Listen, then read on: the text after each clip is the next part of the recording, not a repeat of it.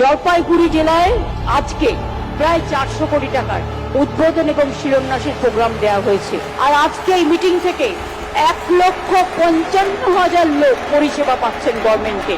চা সুন্দরী প্রকল্পে 1,166টি পরিবারের হাতে চা সুন্দরী প্রকল্পে নির্মিত বাড়ির কাগজ দেওয়া হলো।